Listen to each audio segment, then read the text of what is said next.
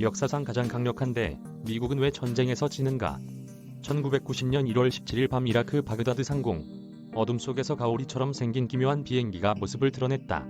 미 공군 스텔스 전폭기 F-117이었다.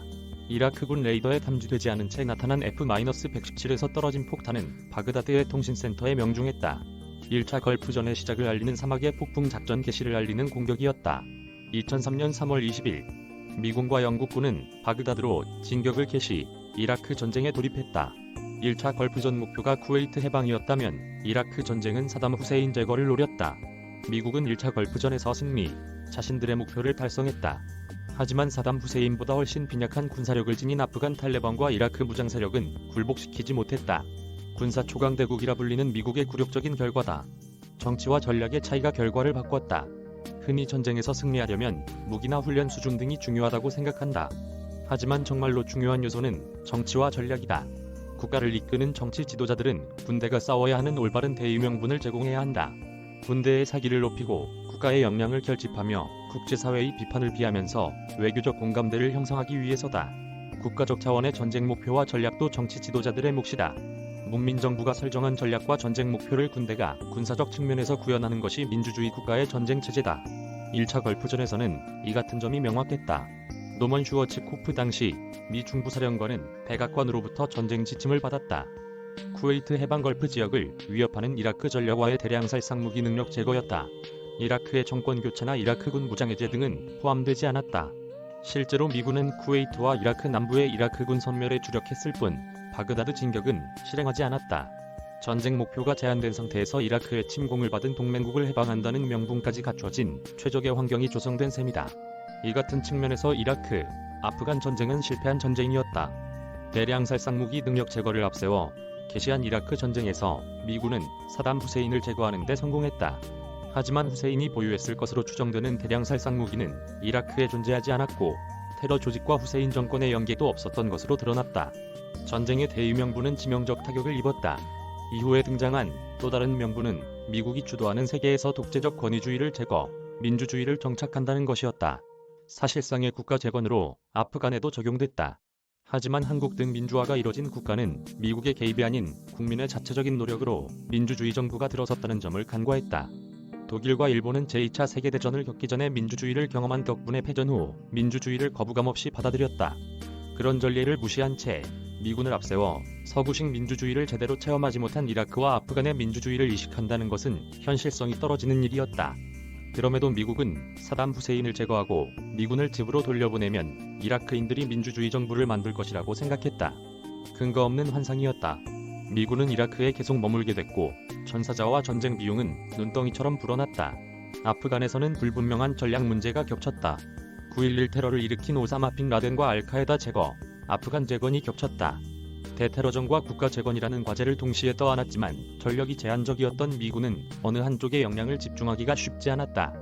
테러 조직을 제거하면서 아프간 재건 임무를 수행하다 보니 성과는 지지부진했고 인명피해와 비용은 늘어나기만 했다. 탈레반을 몰아냈으니 아프간의 민주주의가 꼭 비울 것이라는 기대도 이뤄지지 않았다. 부패한 아프간 정치권에서 민주주의 정착은 지지부진했다. 빈 라덴 사살을 대테러전 승리의 성과로 내세우면서 줄구 전략을 모색할 수밖에 없었던 이유다. 환상에 젖은 잘못된 정치와 전략이 가져온 결과다. 소모전 감당하기 어려운 미국. 군사적 측면에서도 미국은 실패했다. 이라크, 아프간 전쟁에서 미군은 기동전을 구사했다. 기동성이 뛰어난 소규모 정예부대와 막강한 공군력을 함께 투입하고 현지 협력자를 활용해 후세인과 탈레반을 단기간 내 무너뜨렸다. 이 같은 방식은 1차 걸프전처럼 제한된 범위 내에서 이뤄지는 정규 군간 싸움에 적합하다. 정권이나 체제 전복이 목적이라면 새로운 정부가 자리를 잡을 때까지 대규모 병력이 주둔해 치안을 유지하는 안정화 작전이 필요하다. 적은 병력으로도 안정화 작전이 가능했던 2차 세계대전 직후 독일, 일본의 사례가 있지만 이들 국가는 민주주의 경험을 지녔고 내부적으로 분열이 일어나지도 않았다. 이라크와 아프간은 권위주의 정권이 장악하고 있었지만 부족과 종교 등의 차이로 인한 분열이 뿌리 깊게 남아 있었다. 정권이 무너지면 각자의 이해관계에 따라 이합 집산이 벌어질 가능성이 컸다. 이들 국가에 대량의 무기가 퍼져 있었다는 점을 감안하면 다수의 무장 조직이 형성돼 미군을 공격할 가능성이 컸다. 40만에서 50만 병력을 투입해야 안정화 작전이 성공한다는 지적이 나왔던 이유다. 하지만 미군은 대규모 병력을 오랜 기간 배치할 능력이 없었다.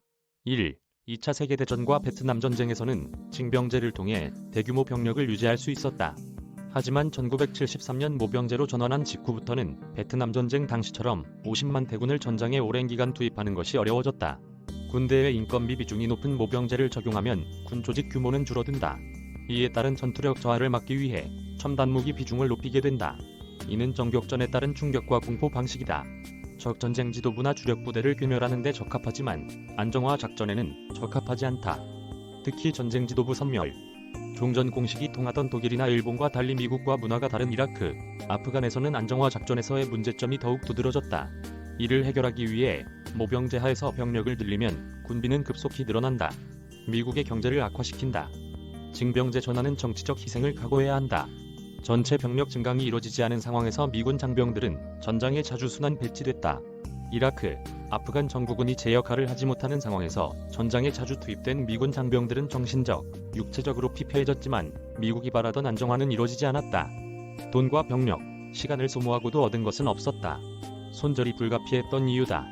현대 전쟁은 유니폼 입은 양팀 선수들이 경기장에서 90분 동안 뛰면서 낸 점수로 승패를 겨루는 축구 경기처럼 규칙과 시간이 정해진 정규전이 아니다. 테러와의 전쟁처럼 종료 시점을 알 수 없는 소모전 양상이 두드러진다. 이는 시간과 의지의 싸움이다. 4차 산업혁명 기술이나 첨단 무기보다는 전투 의지와 훈련 수준이 높은 보병이 더 중요하다. 미국의 사례는 병력 숫자를 줄이면서 첨단 무기로 전력 공백을 대체하는 국방개혁 입덤령을 추진 중인 한국에도 시사점을 던져준다. 한반도 유사시 안정화 작전 추진 방안과 전술, 적정 병력 소요, 행정체계 구축 등에 대해 철저한 사전 준비가 필요하다. 아프간 전쟁의 교훈을 우리나라도 잊지 말아야 하는 이유다. 박수찬 기자 이메일 주소